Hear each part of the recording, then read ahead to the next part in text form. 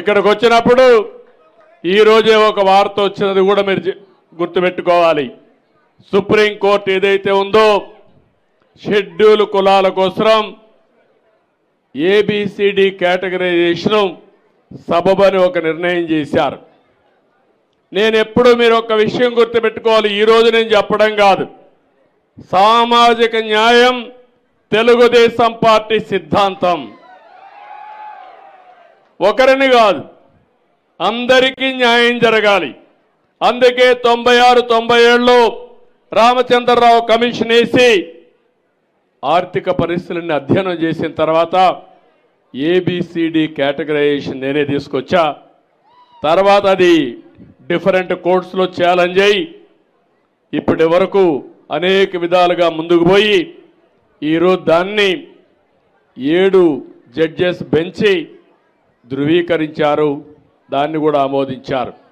నేను ఒకటే మీ అందరినీ కోరుతున్నాను, జనాభా దామాషా ప్రకారం ప్రతి కులానికి, ప్రతి మతానికి, ప్రతి వర్గానికి న్యాయం చేయడం తెలుగుదేశం పార్టీ సిద్ధాంతం అని కూడా మీకు తెలియజేస్తున్నా.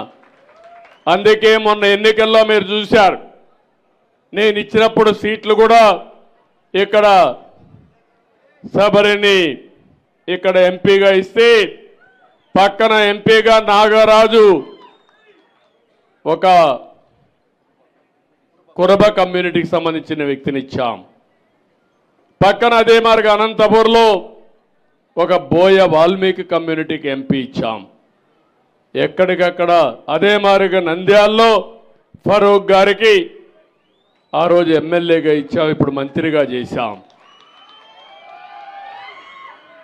సామాజిక న్యాయం ఇంకో పక్క కర్నూలులోనే టీజీ భరత్ని ఒక వైశ్య కులాన్ని నుంచి ఎమ్మెల్యేకి ఇచ్చి ఇప్పుడు ఎంపీ మంత్రి చేశాం. సామాజిక న్యాయం జరగాలి, అన్ని వర్గాలకు న్యాయం జరగాలి. ఈ ప్రభుత్వం అందరిది, నేను మీ అందరి వాడిగా ఉంటాను, శాశ్వతంగా అదే చేస్తాను. ఎక్కడ పేదవాడుంటే అక్కడ ఉంటాను.